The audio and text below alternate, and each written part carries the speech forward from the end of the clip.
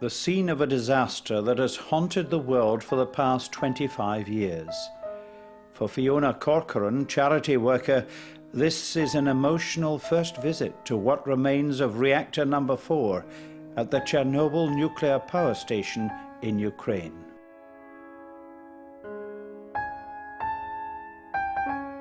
I'm standing here at reactor number 4 today, and this monstrosity is responsible for the deaths of innocent adults and children. I suppose it's the sadness really in my heart that I actually feel for the people that died as a result of this man-made accident.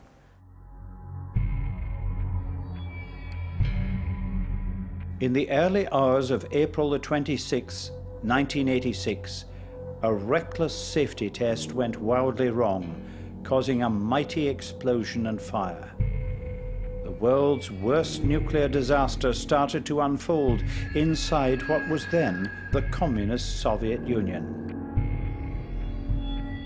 There was an epic but hopeless struggle to contain the damage and a fire at the reactor's core. It burned on for almost 2 weeks, far worse than the crisis at Fukushima in Japan. Rather, this was Hiroshima writ large, Chernobyl eventually releasing 400 times more radioactivity. Emergency workers, known as liquidators, were exposed to fatal doses working on the roof. While on the ground, fireman Boris Alishayev was one of the few long-term survivors of the battle to contain the disaster. People began to feel ill. Their hands and faces started burning. We felt dizzy, and someone started throwing up blood. But because the situation was so serious, we didn't notice time passing and ignored our symptoms, staying put there until 6 or 7 in the morning.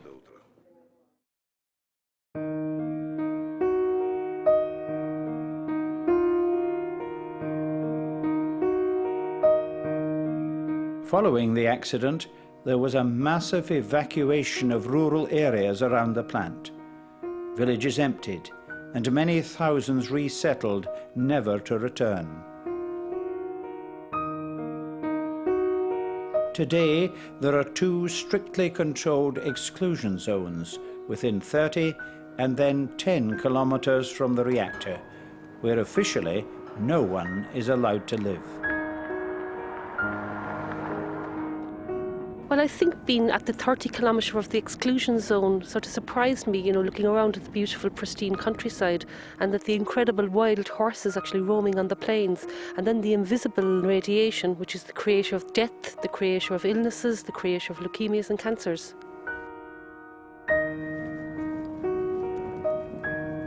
Another part of this extraordinary landscape is the now deserted and ghostly city of Pripyat, built to house many of the station's workers and their families. In all, 50,000 people were evacuated. "You'll be coming back in a few days," they were reassured, so they left their possessions behind. They now litter the place, a looted and forlorn relic of the accident. Can you just imagine being here in a classroom and just having to move from your home, move from your family, move from your friends, probably never seeing them again. And then these people today, they're probably in their 30s or their 40s, and where are their children? Did their children survive?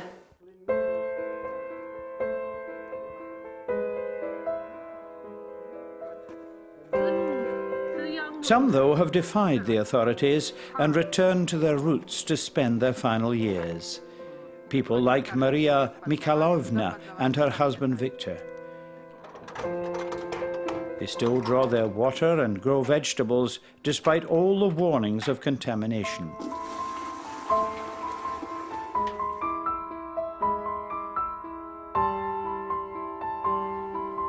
"25 years on, the consequences of the disaster are still being felt in areas on the edge of the exclusion zone.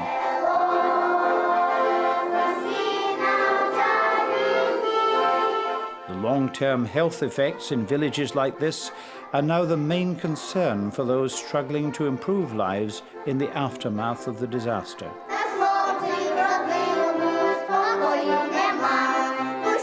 In Fiona's case, it was the plight of young children that first touched her heart.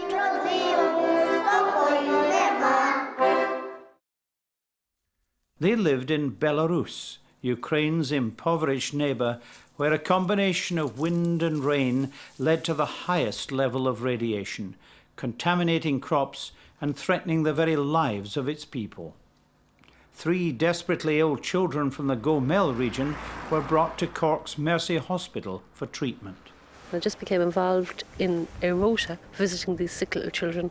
And a few days later, one little girl died. She passed away, a little girl called Evgenia Nestorenko. And it's because Evgenia's death, I suppose, really, that's why I'm here today.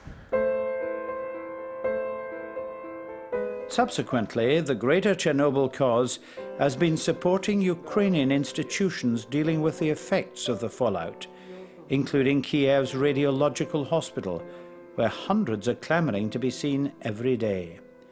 Their healthier future depends on more modern equipment to deal with cancers and other illnesses, an urgent need addressed with the charity's donation of a portable ultrasound.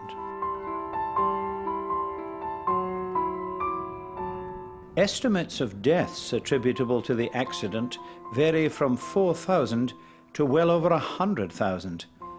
There's argument over the exact number of people still affected by diseases and deformities, but some working on the front line are in no doubt about the scale of the problem.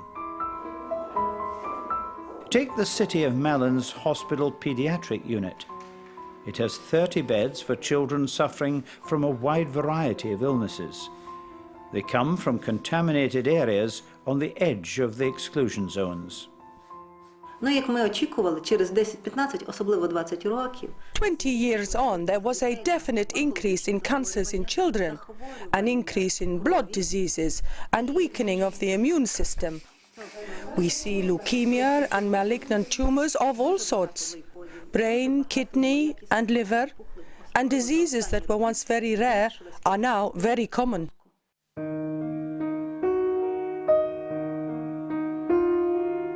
The Greater Chernobyl Cause has also pledged to help the Żywito-Mija Rehabilitation Centre, which supports children born after the disaster but who live inside the less contaminated zones and come from broken homes and dysfunctional families. The aid will include hospital beds, medical equipment, new clothes, stimulus material for the children, educational material, toys, washing machines, walking frames, basically everything that you can think of. Why not pledge your help by contributing towards the next consignment of aid?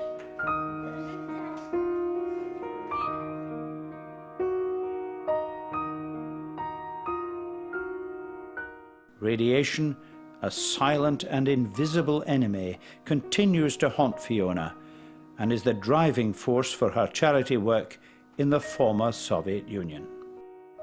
We're now approaching the 25th anniversary of the world's worst nuclear disaster. And the silence here is eerie today. The contamination.